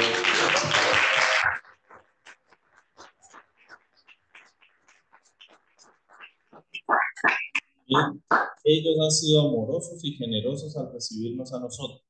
Ya nuestro pastor Leslie forma parte del directorio de la isla y ellos después le pedimos al pastor Leslie que tome unos minutos para contarnos un poco acerca de su hermoso templo, de su iglesia y de ese bello proyecto que está allá afuera, que no sé si ustedes lo vieron, está muy bacán. Entonces, ellos después nos van a contar un poco de qué se trata, qué es lo que están haciendo aquí, cómo el Señor les está bendiciendo, cómo el Señor les está usando, y después nos vamos a hacer nuestros respectivos sermones. Ahí nos vamos a separar en los grupitos y les voy a explicar cómo evaluarse. ¿Se entiende? ¿Todo bien? Vamos a aprovechar que tenemos una instalación grande y nos podemos repartir y para que los que acostumbran a gritar en sus predicaciones griten con confianza sin tener que molestar al de al lado. Así que vamos al break y volvemos en 10 minutos.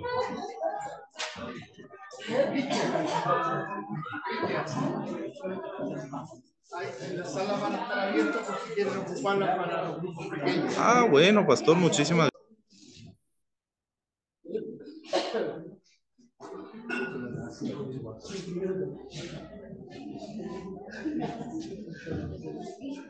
Nuestro pastor Leslie, que es nuestro anfitrión de casa el día de hoy, ha sido el pastor quien ha abierto las puertas de su hogar, de su iglesia para nosotros. Pastor, muchas gracias por bendecirnos con eso. Y le pedimos al pastor Leslie que nos pudiera compartir un poco, por si alguno de ustedes todavía no conoce al pastor, para que se pueda presentar, pueda hablarnos acerca del proyecto, pueda hablarnos acerca de las cosas en las que Dios lo está usando y pueda bendecirnos también con un ánimo especial para lo que se viene en esta segunda parte. Así que, pastor. Muchas gracias. Buenos días todavía. Dios les bendiga. Un placer para nosotros, un privilegio y una honra tenerles acá con nosotros. Y sepa usted que el próximo año tengo varios estudiantes para el PCM, segundo ciclo, ¿verdad? Y especialmente porque necesitamos que la gente se prepare siempre. El propósito de estar en la iglesia es crecer en el conocimiento de la palabra de Dios, ¿verdad? Nosotros como iglesia tenemos varias instancias de crecimiento y yo soy insistente en pedirle a la gente que se agregue algún tipo de crecimiento. Por ejemplo, el Ministerio de Alabanza tiene estudios bíblicos que están orientados a aquellos que son adoradores. Entonces, si alguien me dice, pastor, me gustaría estar en el Ministerio de Alabanza, bueno, pues tiene que acercarse al hermano y estar mínimo un año en el estudio bíblico para luego integrarse. Tenemos grupos pequeños en distintas partes de la ciudad y la gente que vive cerca de ese grupo pequeño entonces tiene que acercarse. Tenemos el día miércoles estudio bíblico, eso lo hago yo, y estamos estudiando hace 2 años ya el libro de Romanos. Y aunque no lo crean, estamos recién en el capítulo 8. Empecé el año pasado, en marzo, porque es un libro que lo recomiendo, tremendo, tremendo, tremendo, y es un libro que nos ayuda mucho a saber lo que Dios hizo por nosotros, que Él nos justificó, que Él nos salvó y que Él nos santifica. Es tremendo, así que se lo recomiendo. Y así la iglesia tiene muchas instancias de crecimiento. También ayer teníamos reunión de matrimonio, tenemos reunión de varones, las hermanas se juntan todos los miércoles, en fin, no hay ninguna persona que diga, ay pastor, yo no puedo, pues, en algún lugar tiene que calzar, tiene que caer y crecer. Bueno, el Señor ha sido tan bueno, tan fiel, y de verdad llevo 40 años en el ministerio, y desde que el Señor me trajo acá al Valle de la Concagua, Él puso una visión en mi corazón. Y es una visión que tiene que ver con el crecimiento o con establecer el reino de los cielos en el corazón de las personas en el Valle de la Concagua. Eso significa que tengo que hacer harto evangelismo y tengo que capturar harta gente para Cristo. Pero usted que comprender que yo solo no puedo. Entonces Dios me dio una estrategia de tener un brazo evangelístico en la iglesia. Y entonces yo pensaba, ¿cómo un brazo? Y siempre el evangelismo que todas las iglesias hacen, ¿no? Estuve más de un año yendo a la Plaza de los Andes a predicar con resultado cero. Nadie se convertía, mucha gente, pero nadie llegó a la iglesia. Estuvo como un año transmitiendo una vez a la semana por radio. Igual, nadie llegaba a la iglesia. Todo lo que había que hacer lo hice.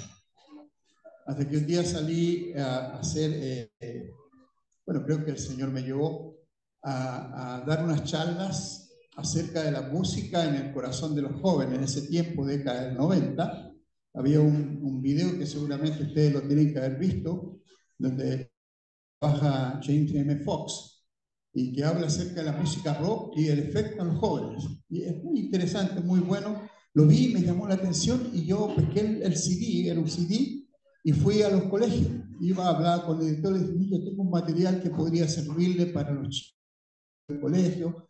Y le mostraba yo un poco y oh, qué bueno, ¿cómo podemos hacerlo? No sé, usted me permite dar una charla en los cursos, quizás juntemos 2 cursos, 3 cursos, o por curso, yo tengo todo el tiempo del mundo. Y me abrieron los colegios en los Andes, liceos públicos y particulares también, y cada vez que yo daba la charla, no podía evitar después del video y de la charla, hacer un llamado. O sea, estaba en mi ADN, así que yo decía, ¿a quién de ustedes les gustaría hoy recibir a Jesús? Y había un hambre y los chicos levantaban la mano. Después cuando me iba a ir, se acercaban, me hacían preguntas y todo, y yo vi una tremenda necesidad en los jóvenes. Y empezó a nacer en mi mente la idea de, ¿y por qué no un colegio cristiano? Un colegio no exclusivo, inclusivo. Y cuando estoy hablando de inclusivo, estoy hablando en el buen sentido de la palabra, por favor. ¿Ya? Todos están incluidos, pero no todos tienen que... Bueno, usted sabe cuando hablan de inclusión por ahí, no estamos hablando de lo mismo. Y empecé a orar por esa persona que iba a hacer el colegio y qué sé yo. Creo que yo debo llevar, tengo que haber estado unos 30 años orando. Usted tiene que decir, ¿cómo no se aburrió? Sí, a veces me aburría. No me aburría, me frustraba. 30 años. A veces parecía que ¡ahora! Y cuando iba a hacerlo, me cerraban las puertas. Y seguía orando. Y, un par de veces le dije, Señor, porque en esto igual que la construcción de los muros. ¿Cuántos minutos tengo a propósito? No me dijiste, no, si no me tomo todo el día. ¿Se acuerdan tú de los muros, de la reconstrucción de los muros? Cuando había gente que se oponía a que Nehemías construyera, ¿se acuerdan? Y trataban de engañarlo, lo invitaban a hacer. Bueno, yo dentro del liderazgo tenía algunos zambalás también. Por ejemplo, frases como, pastor, yo no estoy ni ahí con la visión del colegio. Líderes de la iglesia, diciéndome a mí que yo comía, vivía, soñaba colegio, me estaban diciendo algo que para mí era imposible. Otros que me decían, pastor, eso del colegio es un capricho suyo. Usted quiere hacerlo nomás porque quiere hacerlo. Y eso no solo me frustraba, sino que bajaba mi expectativa. Y yo decía, Señor, si esto es, porque yo no quiero hacer algo que Dios no me mande a hacer. Le decía, Señor, si esto no es tuyo, yo dejo de orar. Pero si esto es tuyo, que no pase una semana que alguien venga a hablarme cualquier cosa de colegio, ni siquiera está bien amplio, porque quería estar seguro. Cualquier cosa de colegio para yo entender que tengo que seguir orando, que hay un tiempo que tú tienes esto para mí. Dejaba de orar. Una vez dejé de orar. Por ahí, por mitad de semana, llegaron 2 señoras. Yo vivía acá en la casa pastoral. El pastor, sí, dígame, mire, supimos que usted va a poner un colegio. ¿Cómo supieron? Yo no estaba diciéndole a todo el mundo que iba a poner, ¿cómo supieron? Sí, dígame, es que nosotros también tenemos la misma idea y nos gustaría ver si nos juntamos. Claro, cómo no, mire, dígale a su pastor y agendemos una reunión. Ya, pastor, y se fueron. Nunca más la vi. Nunca más. ¿Pero qué significaba? Sí, llorando. Un día me pasó, oré no sé cuántos años, y paré de nuevo. Y de nuevo, Señor, por favor, puse otro vellón. Y voy a la semana, San Felipe, centro, y de repente es un negocio del centro.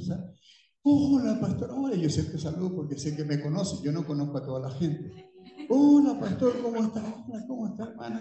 ¿Y cuándo va a empezar el colegio? ¿Y a dónde? Una hermana que ni conozco. Y yo seguía orando. Otra, estoy mirando el reloj ahí. Con esto, otra, es que no me dijeron que predicara, me dijeron contar el testimonio. Y esto es diferente, no la hagan cara. Esto es diferente. En otra oportunidad dije yo tenía los recursos para levantar todo un colegio. Todo un colegio. Así era una ofrenda que me enviaron. Mucho dinero. Y yo estaba impresionado. Ok, con yo hago el colegio particular subvencionado. Estaba, podía hacerlo todo, con todos los requerimientos, todo lo que el gobierno pidiera, lo tenía. Ay, pero págame. Me robaron el dinero. Me estafaron. Wow, yo lo único que quería era morir, desaparecer de la tierra. Fue terrible, fue un año muy difícil para mí, para mi familia y bueno, para la iglesia también. Algunos hermanos me acusaron a mí de eso, se fueron de la iglesia, hubo una ruptura tremenda, hermanos culpándose unos a otros, no perdonando. Fue terrible, terrible. Pero yo seguí orando por el colegio. Y cuando quise hacerlo, aparte de eso, salió de presidenta la señora Bachelet, el primer periodo, y empieza ahí a hacer cambios en la educación. Y estos cambios venían con todo esto de la identidad de género. Entonces, cuando yo empiezo a enterarme de todo eso, dije, ok, si yo hago un particular subvencionado, estos van a querer que yo haga esto. Yo no voy a meterme con el gobierno, no con el Estado, en realidad. Y paré de nuevo. Y decía, Señor, entonces. Pero como la visión no se va a tardar, no sale en Habacuc, sino que se va a cumplir y no tardará, créela, dice, y espera, porque basta. Entonces, como Dios tiene sus kairos, nosotros tenemos el crono, ¿no es cierto? Pero Dios tiene sus kairos. Entonces, Él me presentó a quién iba a... Esta es la frase que más usamos nosotros dos. Pastor, usted tiene dónde y yo sé cómo.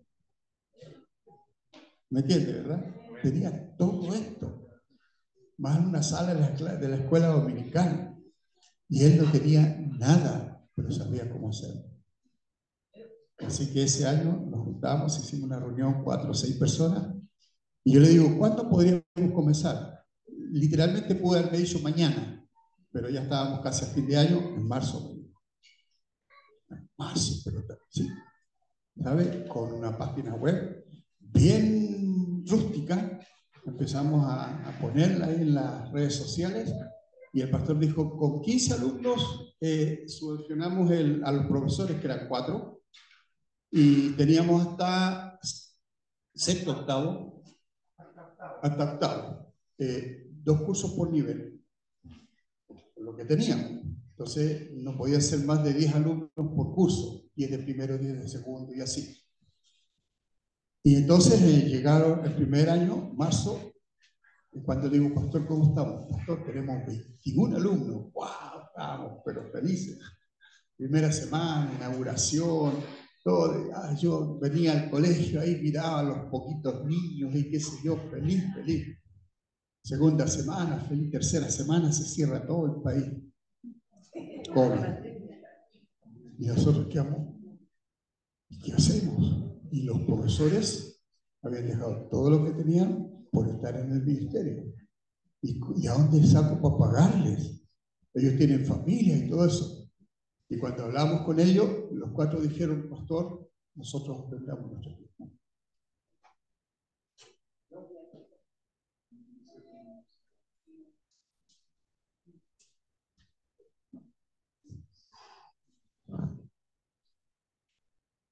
Ese nivel de compromiso es el que nosotros exigimos hoy también a todos nuestros profesores.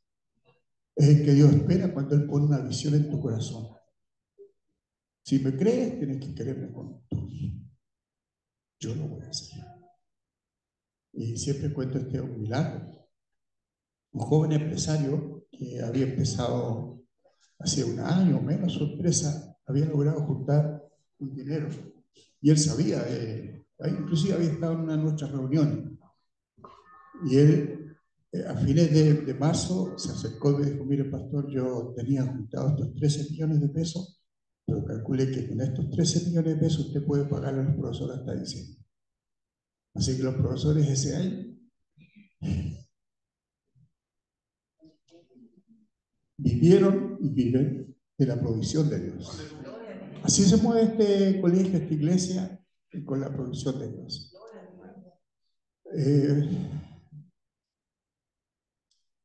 Hoy día nosotros tenemos 130 alumnos.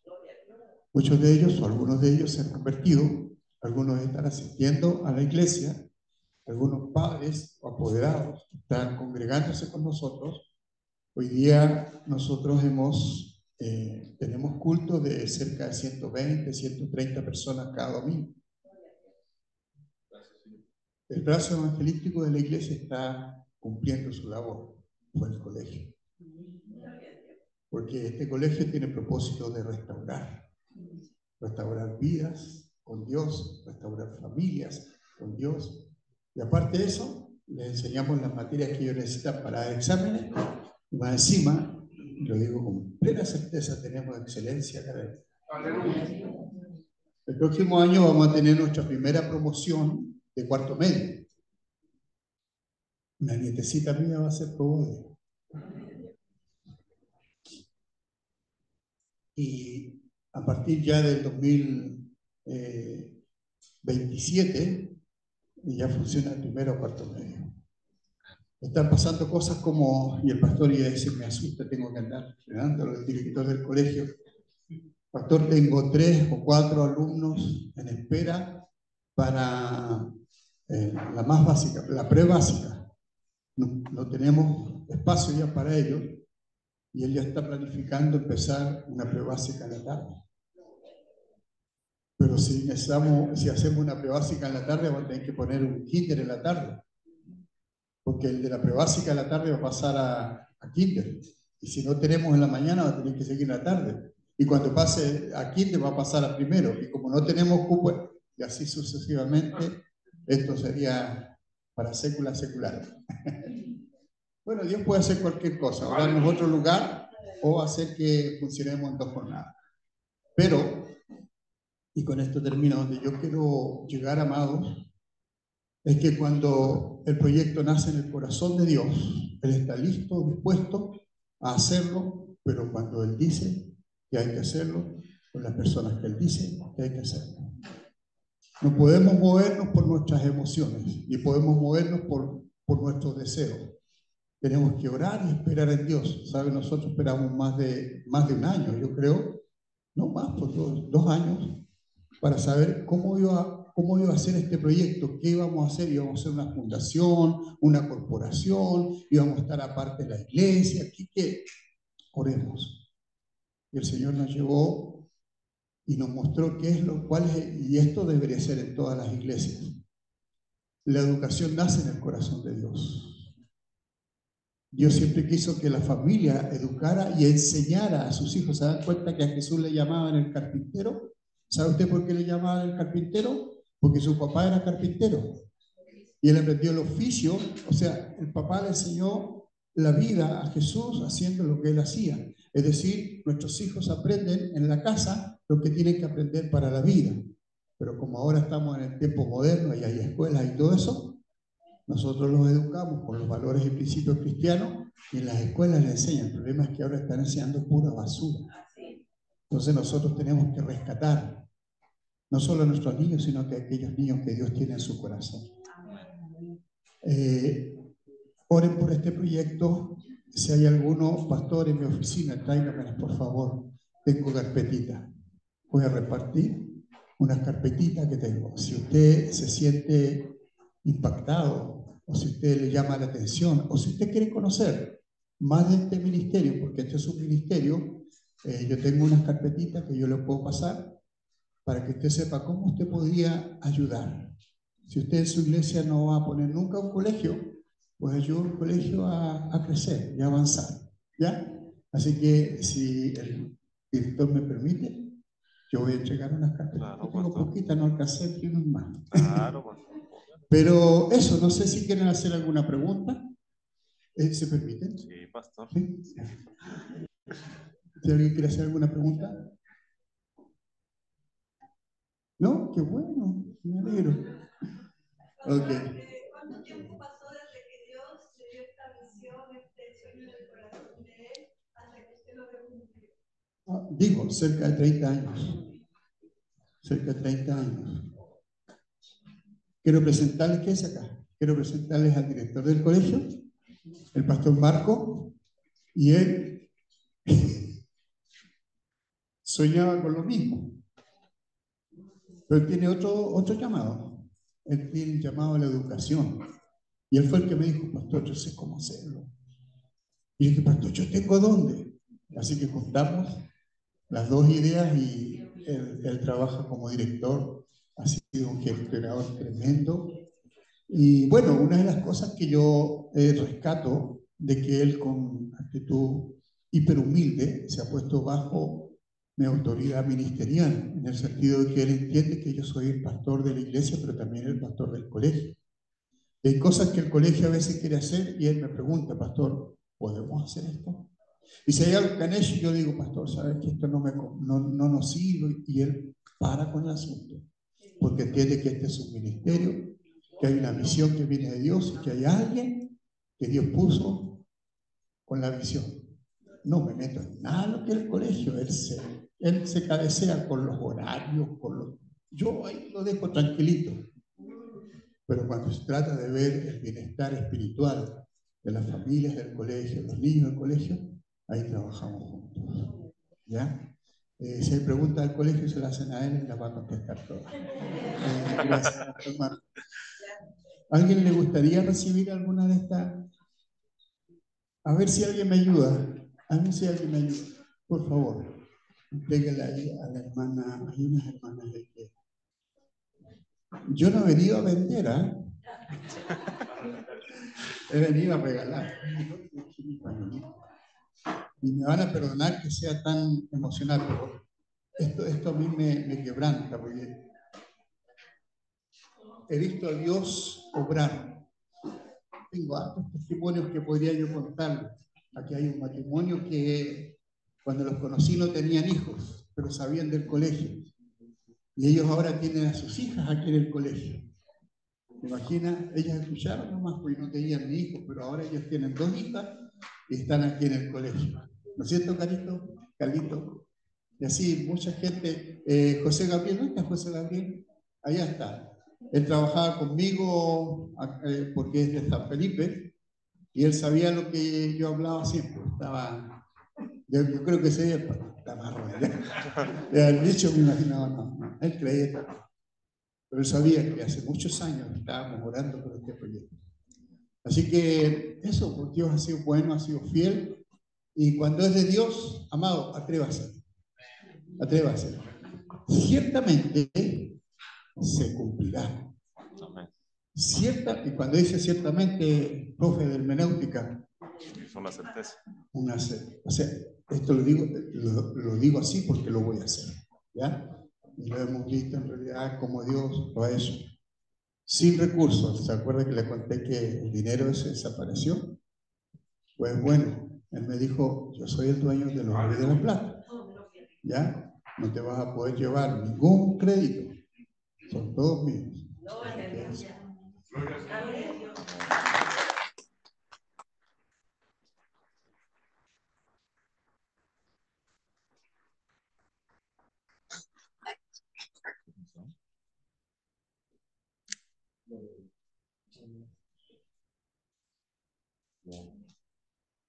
Qué bonito testimonio.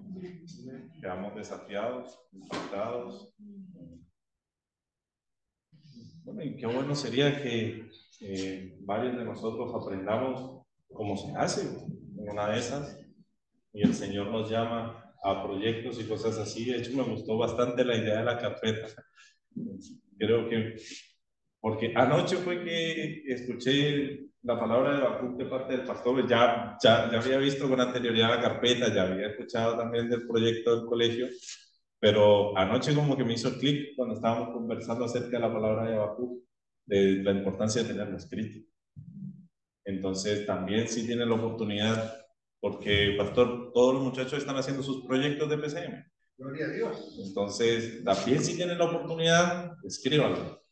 No se preocupe que no es obligatorio porque ya no fue al comienzo, pero escríbalo si puede, escríbalo, va a ser bueno. Es siempre bueno tener esta visión presente que nos va a ayudar a todos.